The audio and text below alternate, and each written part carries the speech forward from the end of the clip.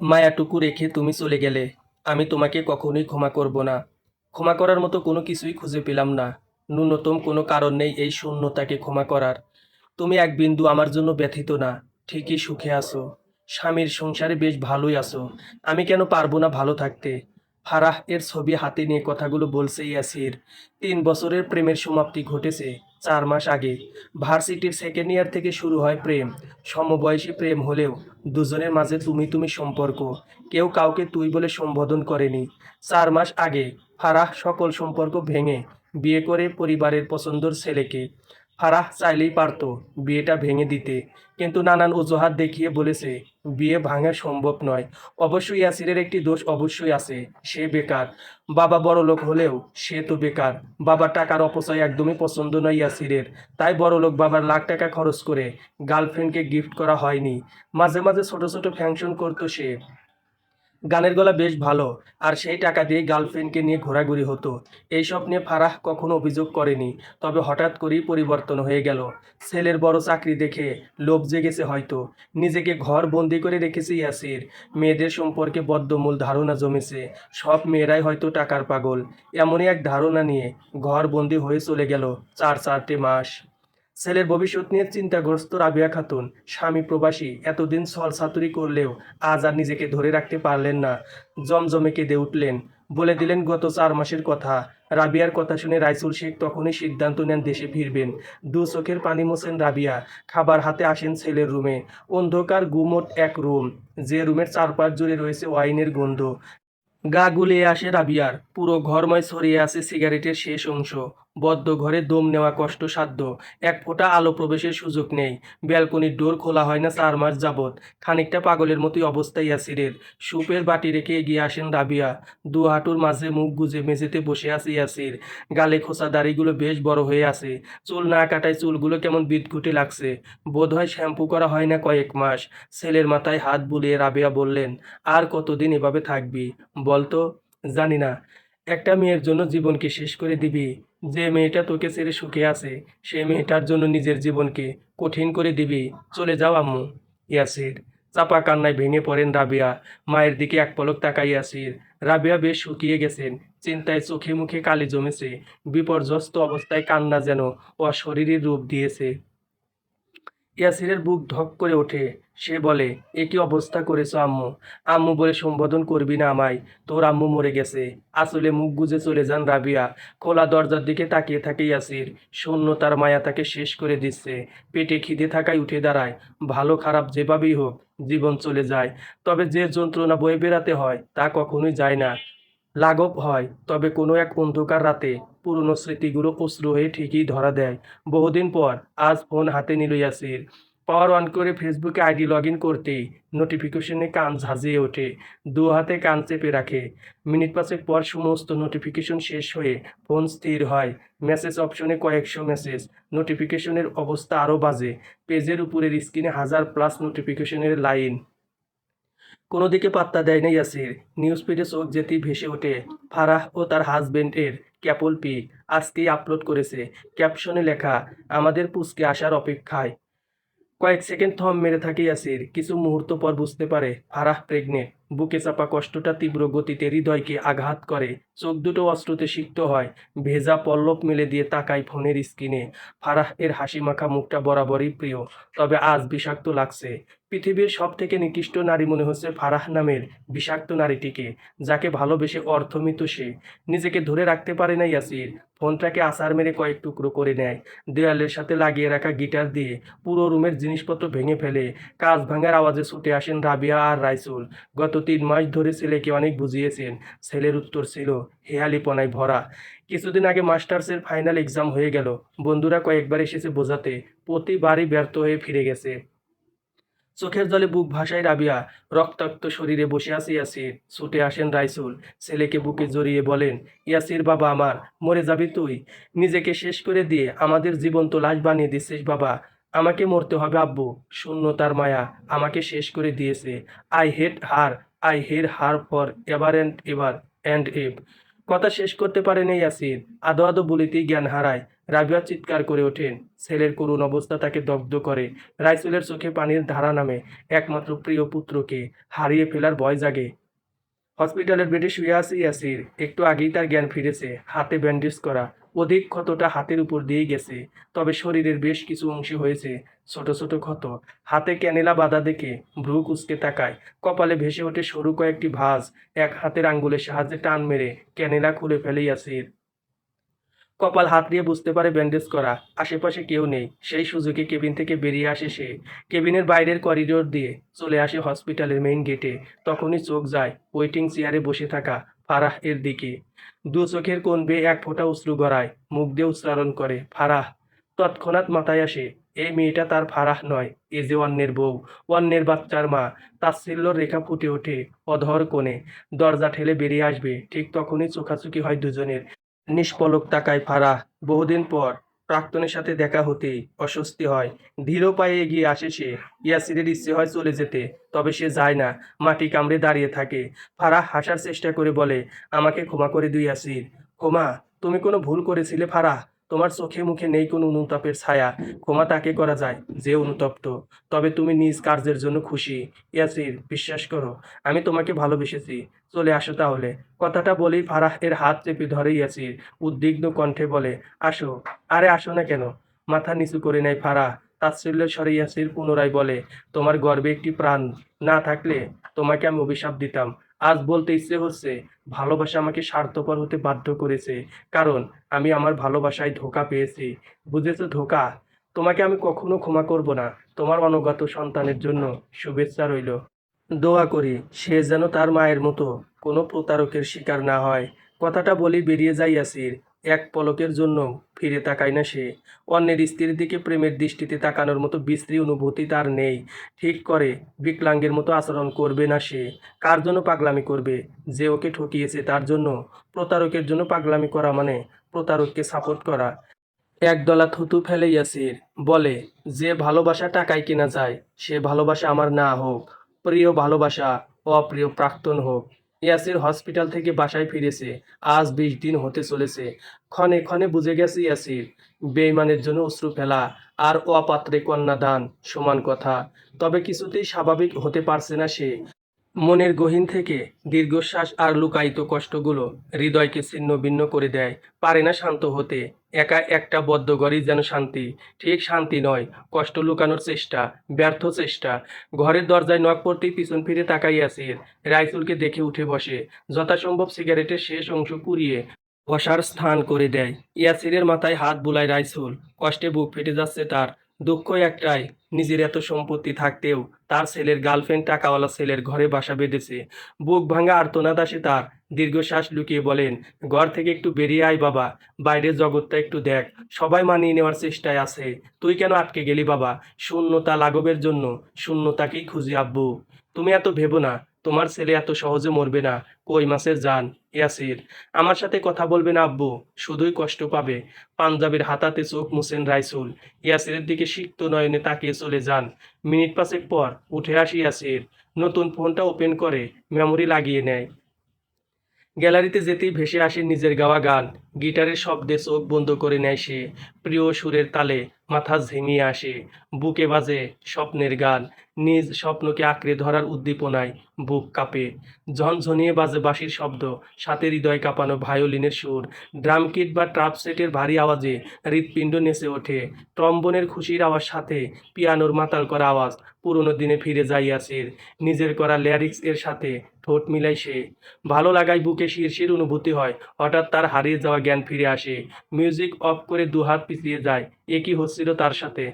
স্তব্ধ হয়ে যায় চোখ দুটো। ধীর পায়ে আগায় গিটারের দিকে। ভেঙে যাওয়া গিটারে হাত বুলায় সে। নিজের প্রাণকে ভেঙে ফেলেছে ভাবতেই কষ্ট হয়। পরপর চুমু খায় সেই ভাঙ্গা গিটারে। যত্ন করে তুলে রাখে কাবাডে। শিশির ভেজা শেষ বিকেলের লাল আলো জানালার ফাঁক ফোকর গলে ঢুকে যায় ঘরে। রাঙিয়ে দেয় ইয়াসিরের দুটি হাত। প্রাণ ভরে নিঃশ্বাস ফেলে এগিয়ে যায় জানালায়। পর্দা মেলে দিতেই শেষ বিকালের আলো এসে লাগে চোখে মুখে। অজান্তে ঠোঁটে হাসি ফোটে। বিধ্বস্ত চেহারায় সেই হাসি যেন গোবরে জাগা পদ্ম ফুল। চোখ বন্ধ করতে মৃদু সমীরণ এসে পুরো শরীর করে হিম শীতল। চোখের পাতা ভিজে যায় নোনা জলে, চোখের কার্নিশ বেয়ে ঝরে যায় শেষ বিন্দু। চোখ মেলতেই ভেসে ওঠে সন্ধ্যার আধার। ভারী অবাক হয় ইয়াসির। এই তো দিন ছিল, রাত হলো কেমন করে? ধীরে ধীরে পুরো শহরের কর্মব্যস্ত মানুষগুলো এগিয়ে চলে, শুধু থমকে থাকে ইয়াসির। এক মুহূর্তের জন্য মনে হয় আমি কেন পিছিয়ে আছি। এভাবে গুটিয়ে থাকা মানেই তো হেরে যাওয়া। ইয়াসির রায়হান কখনো হারতে পারে না। ভেঙে যায় সে, তবে উঠে দাঁড়ানোর ক্ষমতা তার আছে। রাতের আধারকে সাক্ষী রেখে শপথ করে সে আর হেরে যাবে না। এগিয়ে যাবে সকল শূন্যতাকে বুড়ো আঙ্গুল দেখিয়ে। যে মায়া নিজেই থাকতে চায় না তাকে ধরে রাখা মানে নিজেকে শাস্তি দেওয়া। জিতেও হেরে যাওয়ার মাঝে নেই কোনো কৃতিত্ব। ইয়াসির শুনতে পায় কিছু আওয়াজ, হৃদয় থেকে ভেসে আসা আওয়াজের সাথে জুড়ে যায় প্রকৃতির মায়া। তারা যেন কানে কানে এসে বলে যায়, এগিয়ে যাও, শূন্যতার মায়াকে হারিয়ে দাও। রাতকে ম্লান করে ভোরকে টেনে নাও, তবেই তুমি সফল। সারা রাত কেটে যায় ব্যালকনিতে, রাতকে ম্লান করে হয় ভোর। এক নতুন ভোর, যে ভোরে উদ্দীপনা নিয়ে প্রবুদ্ধ হয় ইয়াসির। চোখে মুখে তৃপ্ত হাসি, লম্বা করে শ্বাস নেয় সে। স্বচ্ছ বাতাসে বেড়ে যাওয়া লম্বা চুলগুলো ওড়ে, বা হাতের সাহায্যে চুল হাত বুলিয়ে রুমে আসে। ফ্রেশ হয়ে সোজা যায় ডাইনিংয়ে। রাবিয়া খাবার সাজাচ্ছেন, ছেলেকে দেখে চমকে যান। দারুণ এক হাসি দিয়ে ইয়াসির বলে, গুড মর্নিং আম্মু, দ্রুত নাস্তা দাও, সেলুনে যাব। অবাক হয়ে যান রাবিয়া, মুখ দিয়ে কথা বের হয় না। ইয়াসির উঠে গিয়ে রাবিয়াকে জড়িয়ে ধরে, ঘাড়ে মাথা রেখে হেসে বলে, কি হলো আম্মু, খাবার দাও। এই ইয়াসিরকে ভালো লাগছে না, সে আগের মতো হয়ে গেছি আমি। রাবিয়ার দু চোখ দিয়ে জল গড়ায়, অস্ফুটন স্বরে বলে, শুনছো, তোমার ছেলে ঠিক হয়ে গেছে। আমার ইয়াসির আগের মতো হয়ে গেছে। দেখো, সবাই আমার ইয়াসির। চাপা কান্নায় ভেঙে পড়েন তিনি। ছেলের গালে হাত থেকে চুমু খান। মায়ের হাসি দেখে চোখে জ্বালা ওঠে ইয়াসিরের। আম্মু বলে আর্তনাদ করে ওঠে। রাইসুল এসে সাক্ষী হয় সে দৃশ্যের। প্রচণ্ড অবাক হয়ে ডাকেন, ইয়াসির, বাবা আমার। আব্বু, আই এম সরি আব্বু, তোমাদের খুব কষ্ট দিয়েছি আমি। রাইসুলকে জড়িয়ে ধরে কথাগুলো বলে সে। কান্নায় রমরমা হয়ে ওঠে পুরো বাসা। এ যেন সুখের কান্না, নতুন ভোরের কান্না। কাপা স্বরে রাইসুল বলেন, রাবিয়া, আমার ছেলেকে খেতে দাও, আমরা আজ আবার আগের মতো নাস্তা করব। মাথা ঝাঁকিয়ে আসলে মুখ গোজেন রাবিয়া। কিচেন থেকে খাবার এনে টেবিলে পরিবেশন করেন। সকলে একসাথে নাস্তা করে। হাসি ঠাট্টাময় এক সুন্দর সুখী পরিবার। খাওয়া শেষ হতেই ইয়াসির বলে, আমি বাইরে যাচ্ছি, সেলুন থেকে ফ্রেশ হয়ে আসি। আজকে ইলিশ মাছের লেজ ভর্তা করো তো, লাঞ্চে জমিয়ে খাওয়া হবে। ইয়াসির বাসা থেকে বেরিয়ে আসে, দারোয়ানের থেকে চাবি নিয়ে গ্যারেজ খোলে। এই অংশটা তার পার্সোনাল গ্যারেজ। এখানেই রয়েছে তার গাড়ির নানান কালেকশন। সবগুলো তার বাবার দেওয়া গিফট। একমাত্র ছেলে, কোনো কিছুই চাইতে হয়নি। নতুন কিছু লঞ্চ হলেই ছেলেকে গিফট করেছেন তিনি।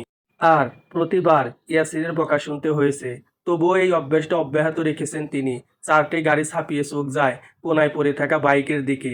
এই বাইকটা তার গানের ফাংশনের টাকায় কেনা। স্বল্প মূল্যের বাইকটাই তার প্রাণ। পাশে থাকা দামি বাইক দুটোর দিকে এক পলক তাকিয়ে চোখ ফিরিয়ে নেয়। ময়লা পড়ে যাওয়া বাইকটাই হাত বুলায়। এই ধুলোবালি জমা বাইকটাই চালাবে সে। ভালো করে ওয়াশ করে বাইকের ব্রেক ইঞ্জিন চেক করে নিয়ে বের হয় সেলুনের উদ্দেশ্যে। হালকা শিরশির বাতাসে গায়ের প্রতিটা লোমকূপ জেগে ওঠে। নতুন পরিবেশের সাথে পরিচয় হয় সে। এই এক বছরে অনেক কিছু পরিবর্তন হয়েছে। সব কিছু যেন নতুন আর সচ্ছল। আসলে মন ভালো থাকলে সব কিছুই অমিত লাগে। চুলগুলোতে হাত বুলিয়ে মোহ আসে ইয়াসির। সেলুনে গিয়ে নতুন হেয়ার কাটিং দিয়ে নেয়। ফ্রেঞ্চ কাটিংয়ে দাড়ি কেটে বের হয়ে আসে। বাইকে উঠতেই চোখ যায় বাইকের মিররে। নিজেকে চিনতে বেগ পেতে হয় তার। গলায় মুখে হাত বুলিয়ে শ্বাস ফেলে। একটু আগে ইয়াসিরকে বদ্ধ পাগলই মনে হতো, এখন ঠিক কতটা পরিবর্তন হয়েছে। বাতাস বইতে থাকে, বাইকের গতি বাড়িয়ে দেয় ইয়াসির। এ সুখ অনুভূতি যেন সব শূন্যতাকে ম্লান করে দেয়। তারই প্রচেষ্টায় আগাতে থাকে। হয়তো ভালো থাকা হবে না, তবে চেষ্টা করতে ক্ষতি কি? তার রমরমা ভাবনার অতলেই এক গুমোট আর্তনাদ ভেসে ওঠে। ইয়াসির চট করে ব্রেক কষে। একটা অল্প বয়সী মেয়ে মাঝ রাস্তায় দাঁড়িয়ে, তাকে থামাতে দেখে চট করেই বাইকে উঠে বসে।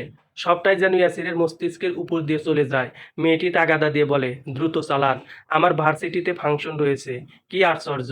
মেয়েটির কথাতে বিনা বাক্যে বাইক চালাচ্ছে ইয়াসির। কিভাবে কি হলো সে জানে না। যখন খেয়াল হলো তখন তারা ভার্সিটি পৌঁছে গেছে।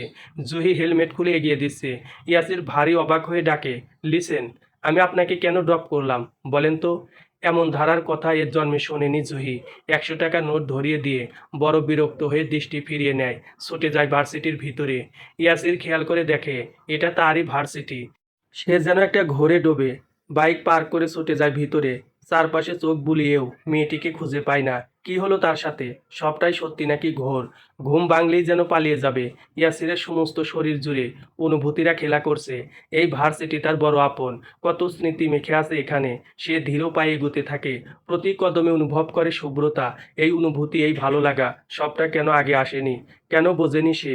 জীবন থেকে একটি বছর শেষ হওয়ার পর কেন মনে হলো শূন্যতার মায়া ধরে থাকা উচিত হয়নি? ইয়াসির গভীর ভাবনায় বুঁদ। অমন সময় চারপাশ থেকে আওয়াজ শোনা গেল। মাঠের মধ্যে ভিড় জমেছে। ইয়াসির সেদিকেই এগুলো। দেখলো সেই মেয়েটা মাইক্রোফোন হাতে নিয়ে কথা বলছে। তবে কি বলছে সে যেন বুঝলো না। কেমন একটা সম্মোহন অনুভব হচ্ছে। মনে পড়ছে পুরনো দিনের কথা। একই সাথে ভালো লাগা কাজ করছে, আবার খারাপ লাগাও কাজ করছে। জ্বলছে দু চোখ। এই ক্যাম্পাসের অলিতে গলিতে মিশে আছে তার অতীত, তার ভালো লাগা, ভালোবাসা। ফারাহ নামের সেই মেয়েটি। ইয়াসির হুট করেই শরীর খারাপ অনুভব করলো। সে একটা গাছের নিচে ঘাসের উপর বসে পড়ল। মাথাটা নত করে রইল। হোস্টিং শেষে হাঁপ ছেড়ে বাঁচল জুহি। ভার্সিটিতে তার প্রথম হোস্টিং ছিল আজ। সে ভেবেছিল আজ সর্বনাশ হবে বুঝি। প্রথম দিনেই বুঝি গন্ডগোল হয়ে গেল। তবে না, সময় মতোই পৌঁছাতে পেরেছে সে। বন্ধুদের সাথে সেটা নিয়ে আলোচনা করছিল। সেই সময়ই নজরে পড়ে ইয়াসিরকে। ছেলেটার পোশাক দেখেই চিনল ও। কিছুটা বিরক্ত হয়ে বন্ধুদের বলল, তোরা যা, আমি দেখি এই লোকের সমস্যা কি। জুহি ইয়াসিরের কাছে এসে দাঁড়ালো। একবার ভালো করে দেখলো। তারপর ভ্রু নাচিয়ে বলল, কি মিস্টার, এখানে কেন? ভাড়া তো কম দেইনি, বরং বেশি দিয়েছি। ইয়াসির বোধহয় শুনল না, তাই জবাবও দিল না। এদিকে জুহি ভারী অবাক। ও কিছুটা নিচু হলো। আগাগোড়া ভালো করে মানুষটাকে দেখে পুনরায় বলল, এই যে, শুনছেন না নাকি? এবার কথাটা শুনল ইয়াসির। মাথা তুলে তাকাতেই নজরে এলো জুহির মুখখানা। ও কিন্তু কোনো প্রতিক্রিয়া করলো না। জুহির মুখটা ঈষৎ কালো হয়ে গেল। ছেলেটাকে কোনোভাবে পাগল তো মনে হচ্ছে না তার। বলেন, আর কত টাকা চান? ইয়াসির কিছুটা বিস্মিত। সেই সাথে কথাটা একেবারেই বুঝতে পারছে না। জুহি আরো 100 টাকা বের করে এগিয়ে দিল। আশা করি এতে হয়ে যাবে। এইটুকু রাস্তায় তো এসেছেন। সরি। কি? ধরুন। বুঝলাম না ঠিক। আপনি টাকা কেন দিচ্ছেন? সে কি, আপনার বাইকে এলাম, টাকা নিবেন না? কিছু সময় ভ্যাবলার মতন তাকিয়ে রইল ইয়াসির। জুহি ভ্রু নাচিয়ে শুধালো, কি, আপনার মতলব ভিন্ন নাকি? মিস, আপনি আমাকে বাইক রাইডার ভেবেছেন? ভাবার কি আছে? আপনি তো রাইডারই, তাই না? ইয়াসির কি বলবে আসলেই বুঝলো না। জুহি নিজেও চিন্তায় পড়ে গেল। সে তো উবারে কলই করেছিল। তবে ছেলেটা পাল্টি কেন খাচ্ছে? জুহি যখন ভাবনায় ডুবে, ইয়াসির তখন উঠে পড়েছে। জুহির দেওয়া টাকাটা এগিয়ে দিয়ে বলল, আপনি ভুল ভেবেছেন। আমি উবারের বাইক রাইডার নই। জুহি ভীষণ লজ্জায় পড়ল। কিভাবে কি হলো বুঝে ওঠেনি। ইয়াসির ওর মনোভাবটা বুঝতে পেরে বলল, ইটস ওকে, ব্যাপার ছিল না, টাকাটা রাখুন। ইয়াসির কেমন করে চলে গেল জুহি জানে না। তবে তার সত্যিই খারাপ লাগলো। মানুষটা কোনোভাবে অপমানিত হলো কি? জুহির এই একটা সমস্যা। কাউকে কোনো কিছু বলে ফেললে অথবা কোনোভাবে কষ্ট দিয়ে ফেললে সারাদিন শান্তি পায় না। কোনোভাবেই স্থির থাকতে পারে না। সারাক্ষণ সেই মানুষটার কথা স্মরণ হবে। অনুতাপের আগুনে একেবারে জ্বলে যাবে। পুরো দিন আজ ব্যস্ততায় গত হয়েছে। জুহি ক্লান্ত, শরীর চলছে না। ও ধীর স্থিরভাবে গাড়ি থেকে নামলো। দারোয়ান গেটের কাছে বসে ঝিমুচ্ছে। লোকটাকে পাশ কাটিয়ে ভিতরে এলো ও। লিফট 8 তলায়। ও দাঁড়িয়ে রইল। আরো কিছু সময় পার হলো, তবে লিফট আসছে না। জুহি বিরক্তি নিয়ে চাইতেই নিজের বোকামিটা দেখতে পেল। সে তো লিফটের বাটনই প্রেস করেনি। একটা দীর্ঘ শ্বাস ফেলে লিফটের বাটন প্রেস করলো জুহি। কিছু সময় পর লিফট নামলো। বড় ক্লান্ত সে। মাথা ঘোরাচ্ছে যেন। চোখ বন্ধ করা ছিল। হুট করেই মনে হলো পুরো লিফট ভেঙে পড়ে যাচ্ছে। অসম্ভব শব্দে চিৎকার করে উঠল জুহি। ওর চিৎকারে পাশে থাকা ব্যক্তিটিও যেন ভয় পেল। জুহি ভয়ে প্রায় কান্না করে দিল। হুট করে প্যানিক করা তার স্বভাবের মধ্যে পড়ে। তার চোখ মুখের অবস্থা হলো বেহাল। তারপর কেটে গেল কিছু সময়। জুহি বুঝলো সে কারো শার্ট খামচে আছে। খেয়াল হতেই ছিটকে সরে গেল ও। ইয়াসির কিছুটা বিরক্ত, দ্বিধান্বিত। দুজনেই দুজনের মুখশ্রী দেখে একযোগে বলল, আপনি? তারপর আর কেউই উত্তর দিল না। কারেন্ট চলে গিয়েছিল, তাই থেমে গিয়ে নিচতলায় এসে লিফটের দরজা খুলে গেছে। দুজনেই নেমে পড়ল। কেউ কোনো কথা বলল না। অন্ধকারে ফোনের ফ্ল্যাশ জ্বালিয়ে পাশাপাশি চলছে দুজন। কেউ কোনো বাক্য বলছে না, কেবল সিঁড়ি বেয়ে উঠে চলেছে। অথচ দুজনের মনে প্রশ্ন, কিন্তু অদৃশ্য এক কারণেই কেউ কোনো প্রশ্ন ব্যক্ত করতে পারছে না। ওরা দুজনেই 9 তলায় এসে থামলো। এবার দুজন দুজনার দিকে তাকালো, কারণ তারা একই তলায় এসে থেমেছে। জুহি একটু সচেতন হয়ে কলিং চাপলো। দরজা খুলে গেল মুহূর্তেই। জুহি পিছন ফিরতেই দেখলো ইয়াসির কারোর সাথে ফোনে কথা বলছে। তারপরের ঘটনা পুরোটাই অপ্রত্যাশিত। হাত মুখ ধুয়ে এসে জুহি দেখল সোফায় বসে আছে ইয়াসির। কারেন্ট চলে এসেছে। অন্ধকার হলে না হয় ভুল দেখেছে বলে চোখ কসলাতো। তবে এখন তো ভুল কিছু নয়। স্বয়ং ইয়াসির বসে আছে তার সামনে, নাস্তা রাখা। কি রে, খাচ্ছিস না কেন? বাক্যটি শেষ করেই সোফার দিকে এগিয়ে গেল জহির ভাই জোহান। ইয়াসির মৃদু হেসে বলল, এই তো, তোর জন্য অপেক্ষা করছিলাম। জহির মনে হলো আজকের সবটা ভ্রম। এই লোক, এই বাড়ি, ভার্সিটির অনুষ্ঠান। সে সত্যি ভয় পেয়ে গেল। মাথাটা কেমন করতে লাগলো। কোনোভাবে ভূতে পেল কি তাকে? সেদিনের পর থেকে একাধিকবার দেখা হলো ভাইয়ের বন্ধু নামক মানুষটির সাথে। ইয়াসির আগে কখনোই তাদের বাড়ি আসেনি। সেদিনই প্রথম এসেছিল। জোহান বাসাতে বন্ধু বান্ধব কখনোই আনেনি। তাই ইয়াসিরকে চেনার কোনো উপায় ছিল না। জুহি চঞ্চল, সেটি চট করেই বোঝা যায়। মেয়েটি আজকাল ইয়াসিরের জীবনে ফুল হয়ে ঝরতে চায়। তবে ইয়াসির সেই সুযোগটি দিচ্ছে না। কোনোভাবেই প্রশ্রয় দিচ্ছে না সে। জুহি একরাশ মন খারাপ নিয়ে মাঝ রাস্তায় দাঁড়িয়ে। এ পথ দিয়েই যাবে ইয়াসির। সে ঠায় দাঁড়িয়ে রইল। 1 মিনিট 2 মিনিট করে পাক্কা 30 মিনিট দাঁড়িয়ে রইল সে। ইয়াসির মেয়েটিকে দেখতে পেয়ে বাইক থামাতে বাধ্য হলো। কিছুটা ধমকে সুরে বলল, এখানে কেন? আপনি আমায় ইগনোর কেন করেন? সেটি নিশ্চয়ই তোমার বোঝার কথা। বুঝি, তবে নিজের খামতিটুকু নজরে আসছে না। ইয়াসির জবাব দেয় না। তার বিষণ্ণ মনে আর কারো জন্য অনুভূতি জাগে না। জুহিকে ফেলে রেখে সে চলে যায়। দিনকে দিন জুহির অবস্থা খারাপ হতে থাকে। রাতের আধারে চিৎকারহীন কাঁদে। কি আশ্চর্য সে কান্না! ওর এই বিষণ্ণতা কারো নজরে আসার কথা না। তবে একদিন চট করেই বোনের ঘরে শয়ে শয়ে চিঠি পেয়ে গেল জোহান। সে ভীষণ অবাক তখন। জুহি সেদিন ফিরল একটু রাত করেই। জোহান অপেক্ষা করছিল বোনের জন্য। কলিং বাজতেই দরজা খুলে দিল। জুহির চোখ মুখ কালো হয়ে আছে। হাসার চেষ্টা করলো। তবে বোনের বিষণ্ণতা স্পষ্ট দেখল জোহান। অথচ এতদিনে মেয়েটির অবস্থা একটুও বোঝেনি সে। তারপরের দিনগুলো অনেকটা হেলায় যেতে লাগলো। জুহি নিজ জীবনে পিছিয়ে যাচ্ছে। মেয়েটির অবস্থা দিনকে দিন খারাপই হচ্ছে। পড়াশোনা হচ্ছে না। কালচারাল কোনো প্রোগ্রামও সে নেই। তার এই অবস্থা দেখে জোহানের হৃদয় থমকে গেল। ভাই হয়ে বোনকে এভাবে কষ্ট পেতে দেখবে কেমন করে? এক সন্ধ্যায় মরার মতন ঘুমিয়েছিল জুহি। তাকে টেনে তোলা হলো। ঘুমু ঘুমু টলমলে তার দুটি চোখ। ঘুমানোর পূর্বেও তো সে কেঁদেছে। ফ্রেশ হয়ে এসে বসলো টিভির সামনে। একের পর এক চ্যানেল ঘোরাতে লাগলো। তার ধ্যান জ্ঞান সব কেমন লোপ পেয়েছে। নতুবা পাশে থাকা ব্যক্তিটিকে চোখে পড়বে না কেন? এই যে ইয়াসির, গুনে গুনে 1.5 হাত দূরে বসে থাকা বিশাল দেহের একটি মানুষ। অথচ তাকে নজরেই এলো না জুহির। কলিং বাজলো। দরজা খুললো। জুহি হতবাক, বিস্মিত। তার চোখে মুখে বিস্ময়েরা খেলা করছে। বেশ অনেকজনকে দেখা যাচ্ছে। হাতে তাদের নানান জিনিসপত্র। জুহি যেন কিছুই বুঝলো না। শুধু হা হয়ে তাকিয়ে রইল। জুহি কল্পনা করতে পারছে না। সত্যি সে ভাবতে পারছে না। ও ভাবলো বিষয়টা স্বপ্ন। ইয়াসিরের বাবা মা হুট করে তাদের বাড়িতে এসেছে। এটা সত্য হওয়ার কারণ দেখে না সে। তাই ছোট বোনের কাছে গেল। বলল, রুহি, একটা চিমটি কেটে দে তো। রুহি ঈষৎভাবেই চিমটি কাটলো। তবে বিষয়ে হাত পা শীতল হয়ে গেছে জুহির। তাই সে কোনো অনুভূতি পেল না। আবার কাট, বেশ জোরে, বুঝলি? রুহি বুঝেছে। তাই এবার সর্বোচ্চ শক্তিতে চিমটি কেটে দিল। ব্যথায় আর্তনাদ করে উঠল জুহি। মা গো! ড্রয়িং রুম থেকে ছুটে এলেন জুহির মা। তিনি এসে দুই বোনকে চোখের সাহায্যে সাবধান করে গেলেন। জুহি ধপাস করে বেডের উপর শুয়ে পড়ল। তার মাথাটা ভন ভন করছে। এ নিশ্চিত স্বপ্ন, নতুবা তাকে ভূতে ধরেছে। রাত তখন 10টা। খাওয়া দাওয়া নেই জুহির। মস্তিষ্কে ভাবনা, অথচ উত্তর নেই। সব কেমন ঘোলাটে। ওর চোখে মুখে ভয়ের দেখা মিলছে। দরজায় নক পড়ল। মেয়েটা ব্যস্ত হয়ে দরজা খুলল। ইয়াসির গম্ভীর মুখে দাঁড়িয়ে। 5 মিনিট কথা বলা যাবে? সম্মতিতে মাথা দোলালো জুহি। রুমে প্রবেশ করলো ইয়াসির। মেয়েটা চঞ্চল হলেও বেশ পরিপাটি। তবে আজ কেমন উল্টো পাল্টা দেখাচ্ছে। ইয়াসির বেডের উপর বসলো। তারপর ইশারা করে বোঝালো বরাবর বসতে। আমি খুব সিরিয়াস ইস্যু নিয়ে কথা বলছি। আশা করি সবটা ভেবে জবাব দিবে। জুহি বাক্য ব্যয় না করেই সম্মতিতে মাথা দোলালো। ইয়াসির নিজের অতীতটুকু সংক্ষিপ্ত বর্ণনা করে বলল, তুমি আমার ভীষণ ছোট। সবে প্রথম বর্ষে পড়াশোনা করছো। একটা কথা কি, লোকে বলে একটা নির্দিষ্ট সময় অবধি মানুষ তার অন্তরে আবেগ পুষে রাখে। অথচ আমি নিজ জীবন থেকে বলতে পারি, আবেগের কোনো বয়স হয় না। বাচ্চা থেকে বুড়ো যে কেউ যখন তখন আবেগে ভাসতে পারে। জহি, আমি নিজের জীবনের সম্পর্ক ভাঙার কষ্ট বুঝেছি। প্রেমের সম্পর্ক করার ইচ্ছা আমার একেবারেই নেই। সরাসরি বিয়ের কথা বলছি। It's not love marriage, it's should be arrange marriage, and I will trying my best for secure your future from my side. Johi নিরুত্তর। তার মাথা নিচু।